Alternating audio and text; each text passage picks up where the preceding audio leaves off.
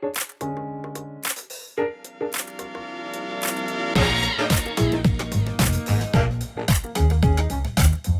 and welcome to Inside Your County Government, a podcast that brings you an inside look at the people and events in and around county government that shape our Charles County. I'm your host, Brent Huber. This episode is part of our Boards and Commissions series. Boards and Commissions play a crucial role in shaping our community, and over this series we're exploring what they do, why they're important, and how you can get involved. So joining us today is Shara. Shara, I'm going to get... That's okay. You and everybody else. It's not a podcast unless Brent messes up somebody's name. That's okay. Like I said, everybody gets it wrong. Yeah. It's Shara. Shara Hendler. Right. The chairperson of the Ethics Board. Right. Yeah, welcome. Ethics Commission. Ethics Commission. Okay. Welcome. Thank you. Yeah. So let's start with what the Ethics Commission is. Well, it's a group of people, like a board. It's called a commission. And we have a few central responsibilities. We are responsible for collecting and reviewing the financial disclosures that the county employees that have to do them love. We review complaints of anyone that's violated the code, and we will issue advisory opinions to a person that asks for it. Okay, so when you say complaints, who exactly is the Ethics Board? Who do they oversee, or not really oversee, but what's their talent pool? For like, I don't know. That's a good way of putting it, I guess. The commission, the people that are answerable to the commission that the code of conduct applies to are county government employees and elected officials. Okay, so all county government employees. Yep. Right. And what are the policies that kind of outline what is ethical, what's not ethical? I mean, where does all that come from? It's all laid out in the county code, section 170 of the county code. And it's the whole ethics, it's the ethics code, the code of ethics. That's what it is. And that's where it lays out the things about the financial disclosures I was just mentioning. It lays out the prohibited conduct and remedies and procedures and things like that. So why is something like this important? Well, especially now, I think it's sort of a guardrail, right? We have rules, and it ensures that everybody acts with integrity and honesty. And there's a mechanism by which an investigation can be had if somebody tells the commission that somebody's not potentially acting ethically and with integrity. So I think it's really critical for that purpose. And as a sort of a bonus helper to the people that are required to abide by the code, will issue advisory opinions if they ask, right? Anyone that's covered by the code can ask us to issue an advisory opinion if they're considering an action or whether they should or shouldn't do a particular thing. They can ask us, and we'll issue an advisory opinion as to whether or not we think that they can or cannot under the code. That's interesting. So that would kind of say that you're a county employee. You're governed under the policies of the ethics policies. Right. But you maybe have a side business, or your spouse or somebody is in business that could potentially have business with the county. So they can come in and say, "Hey, this is what's going on. How do we deal with this?" Or what's your opinion? Well, it's not how do we deal with this. We don't give that kind of advice, right? Okay. You have to go see a lawyer for that. But we would, if somebody says, "This is the action that I want to take, but I don't know whether it's okay," then we'll look at it and figure out, where the conflict might be, and issue an opinion as to whether or not we think it's okay or not. Okay. Yeah. So we've issued a couple. They're on the website. The most recent one was 2024. I don't think we haven't. Well, it's just turned 2025. So there was one, I think, in 2024, and I think there was one in 2023. It comes up occasionally. Not often, but occasionally. Well, how often does speaking of that, how often does the Ethics Commission meet? We're required under the code to meet once a quarter, but whenever else as may be needed. And we've been doing about once a month, I guess, now, but because things pop up. But the requirement is once a quarter. And what brought about the ethics board? I mean, this has been around for a while, I assume. It has. I think, according to the county website, started in 1982. Basically, the state put out its own ethics code. The state has its ethics code, and it requires all the counties to have ethics codes. So the commissioners actually vote on approving the code in the county code, but it has to be approved by the state ethics commission. Right. It has to comply with the state requirements. And there was an update just a year or two ago. Whenever the state changes, then the county has to step in line. And change. And the county can't go below what the state's requirements are, but can go beyond them. Right? Pretty much. But whatever changes the county wants to adopt, and that's something else that the commission will do, is make recommendations to the commissioners as to changes that we think should be made. Then that still has to get approved by the state ethics commission. Okay. Yeah. So let's talk a little bit about you, because you're a lawyer. I am a lawyer. How did you get involved with ethics commission? Well, I personally have always had an interest in ethics. Back when I was in law school, I was in charge of one of the mock trial competitions that had to do with ethics. It's just always been an interest of mine. And the ethics commission is composed of 5 people, all appointed by the county commissioners, one of whom is appointed by the Charles County Bar Association. I am that designee. Okay. So the opening became available. I spoke to the president of the Bar Association, said, hey, I want to do this, and they went through their procedure, and here I am. Oh, wow. So what is it about ethics? I don't know. I just have always been one of those people that has a strong sense of right and wrong. I started my career as a prosecutor. That's how I ended up in Charles County. I started as a prosecutor. And so it's just been, everybody has their own interests in life. Right. You ended up in broadcasting of some kind. So, I just have always had one of those strong moral compasses, I guess. And with that in mind, and understanding the importance of ethics, especially in a modern world, why is this so important to government operations? Well, I think it goes back to those guardrails, right? Everybody, there's a set of rules, and everybody has to follow them, and it keeps everybody honest.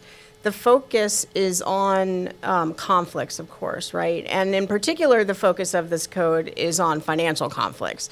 But there's also sections about taking advantage of your position, right? Can't take advantage of who you are within the county, because then you keep going down that road and we all end up in corruption, right? So it's just one of those, it's important when you don't know there's anything happening, right? It's the guardrails are there, and if there's something that needs to be brought to the commission's attention, it can and should be, and we'll look into it and do whatever is required under the code. And if, in an extreme sense, just because you're asking me all these questions, if something should cross the line into criminal behavior, for example, it's in the code. We are to refer those types of things to the state's attorney's office or some other appropriate authority. It's a law like any other. So the ethics commission the guardrail analogy is really good. I get that, but you're not a prosecuting body. You're an investigative body that looks into potential or conflicts of interest or anything like that, and then makes recommendations from that. Yes, we do have some ability under the code for ramifications.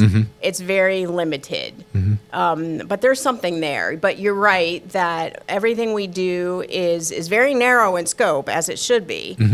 We only interpret the code of conduct. It's not even a code of conduct, I misspoke. It's the ethics code. That's all we do, right? Are we going to, if I do this, will I violate it? We will interpret that and say we think or we don't.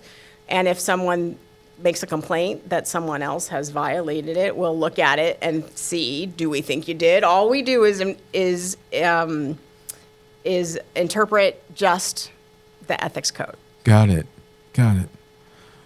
So what's your favorite part of it all? I think I like the complaints, I think. Really? Which is crazy, I know.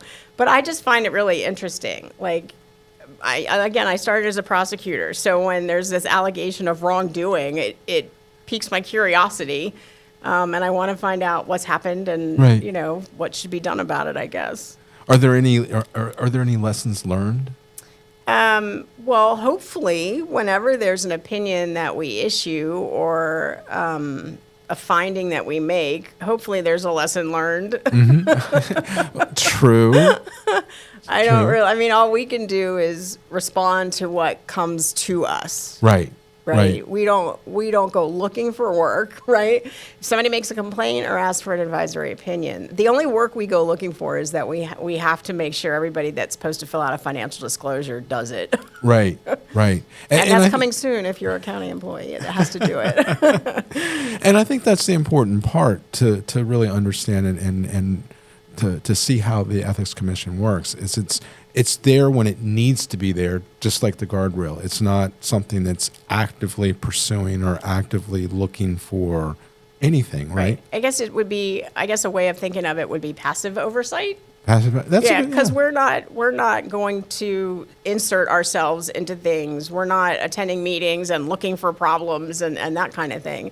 If it's brought to our attention, then we'll take it where it leads. Because you have your own rules. The commission has its own rules to follow. Right. And that's an important procedure that we follow. Yep. Absolutely. Yeah. So let's talk about people getting involved. Because, one of the things that we hope to bring attention to with this series is people's involvement and engagement in county government. So how can people get involved? Are there opportunities? Well, yes and no. When there's an opening, of course, apply. Mm-hmm. I feel very strongly that all of our boards and commissions should reflect the community, right? I'm very pleased that our commission is very diverse and represents the county, I think.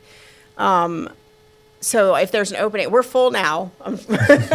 And we actually have an alternate as well. So we're full now. But if there's an opening, of course, apply. That's really the best way to get involved if you have an interest. But the meetings are open, just like all other county meetings should be. Unfortunately, most of our meetings do end up in closed session because of the nature of what we're doing. But attend the meetings, ask a question if there's a question to be asked. If you see something, file a complaint. There's forms on the website, right? There's a link you can click for a form, and the code is on there too. If you go to the website, you can look at the whole ethics code and see what you think about it, The section specifically with the, thou shalt nots, that's 170-5. Right. So that's the specific one that we would make of. If we were going to be finding a violation of some kind or someone wanted an advisory opinion, it would be of that 170-5. Okay.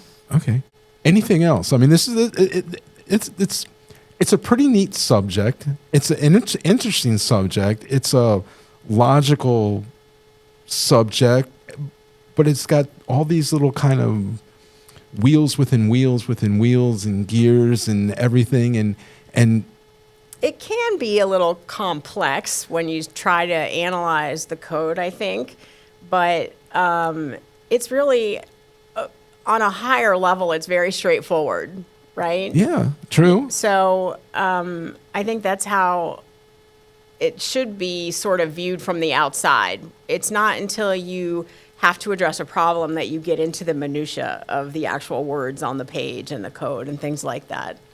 So, what would the ideal thing be for Ethics Commission? The ideal thing for the Ethics Commission would be for us to have nothing to do. That would be the ideal thing. It would be great if we could meet once every 3 months and ask us, what else is going on in our lives. That would be great. Yeah. If we had nothing to do, that's the best case scenario. But unfortunately, at the moment, we do have things to do. So. Yeah, but everything is aspirational. Yes. Anything else you would like to add, or? Well, I guess since you've given me the opportunity, I would give a special shout out to the county attorney's office. They are just fantastic. They are our advisor, and they work tirelessly. They really do. And of course, we all have full-time jobs. All of our meetings are in the evening, and they are always there and prepared, and they really do put an enormous amount of work into this. They've been fantastic. They are awesome. Yeah. Yeah. Shara Yes. Hendler. That's right. Chairperson of the Ethics Commission. I got it all right that You time. did. Yes, All I of it. did. Thank you so much for being here and talking to us about the commission. Absolutely. Yeah. Okay. And remember, local government is its strongest when we all participate. So until next time, stay engaged and stay connected. Thanks for listening. If you like this podcast and want to hear more, search Charles County Government on Apple Podcasts, Spotify, or wherever you get your podcast. And be sure to like and subscribe. We're also available on YouTube. Search Charles County Commissioners. And stay connected for all county news, information, and programs by visiting www.charlescountymd.gov/stay connected.